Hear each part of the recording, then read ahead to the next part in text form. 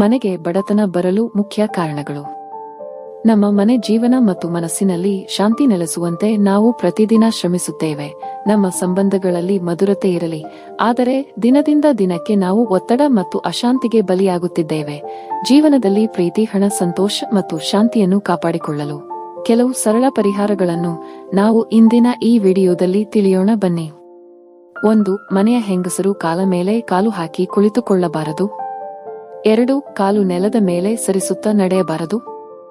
3. ಮನೆಯ ಹೆಂಗಸು ಮುಂಜಾನೆ ಮನೆಯ ಮುಖ್ಯ ದ್ವಾರದಲ್ಲಿ ಒಂದು ತಾಮ್ರದ ಪಾತ್ರೆಯಲ್ಲಿ ನೀರನ್ನು ತಂದು ಚಿಮುಕಿಸಬೇಕು. ಅದು ಲಕ್ಷ್ಮೀ ದೇವಿಗೆ ಮನೆಯೊಳಗೆ ಪ್ರವೇಶಿಸಲು ದಾರಿ ತೆರೆಯುತ್ತದೆ. 4. ಮನೆಯಲ್ಲಿ ಸುಖ ಶಾಂತಿ ನೆಲೆಸಬೇಕೆಂದರೆ ಪ್ರತಿ ಅಮಾವಾಸ್ಯೆ ಮತ್ತು ಹುಣ್ಣಿಮೆಯಂದು ಮನೆಯನ್ನು ಚೆನ್ನಾಗಿ ಸ್ವಚ್ಛಗೊಳಿಸಿ. ಅನುಪಯುಕ್ತ ವಸ್ತುಗಳನ್ನು ಮನೆಯಲ್ಲಿ ಇಡಬೇಡಿ. 5. ಮನೆಯಲ್ಲಿ ಹಣ, ಚಿನ್ನ ಮತ್ತು ಬೆಲೆ ಬಾಳುವ ವಸ್ತುಗಳನ್ನು ಇಡುವ ಕಪಾಟನ್ನು ಉತ್ತರ ದಿಕ್ಕಿಗೆ ಇಡಿ. ಹೀಗೆ ಮಾಡಿದರೆ ಮನೆಯಲ್ಲಿ ಲಕ್ಷ್ಮಿ ವೃದ್ಧಿಯಾಗುತ್ತದೆ. 6. ಯಾವುದೇ ಕೆಲಸ ಅಥವಾ ಪ್ರಯಾಣಕ್ಕಾಗಿ ಮನೆಯಿಂದ ಹೊರಡುವಾಗ ಹಿರಿಯರ ಆಶೀರ್ವಾದ ಪಡೆದುಕೊಂಡು ಹೋಗಿ. ಪ್ರಯಾಣವು ಯಶಸ್ವಿಯಾಗುತ್ತದೆ ಮತ್ತು ಕೆಲಸವು ಖಂಡಿತವಾಗಿಯೂ ಪೂರ್ಣಗೊಳ್ಳುತ್ತದೆ.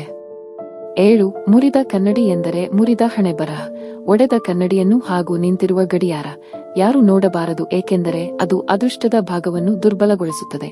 ವಾಸ್ತು ಪ್ರಕಾರ ಒಡೆದ ಕನ್ನಡಿಯನ್ನು ಮನೆಯಲ್ಲಿ ಇಡುವುದರಿಂದ ಮಾನಸಿಕ ಕಾಯಿಲೆಗಳು ಉಂಟಾಗುತ್ತವೆ ಮತ್ತು ಮನೆಯಲ್ಲಿ ಬಡತನವೂ ಉಂಟಾಗುತ್ತದೆ.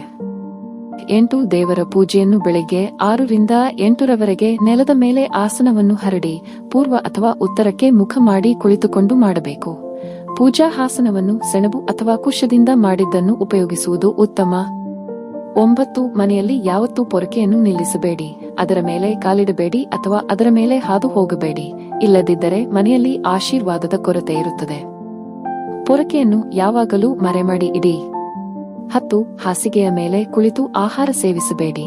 ಹಾಗೆ ಮಾಡುವುದರಿಂದ ಕೆಟ್ಟ ಕನಸುಗಳು ಬರುತ್ತವೆ.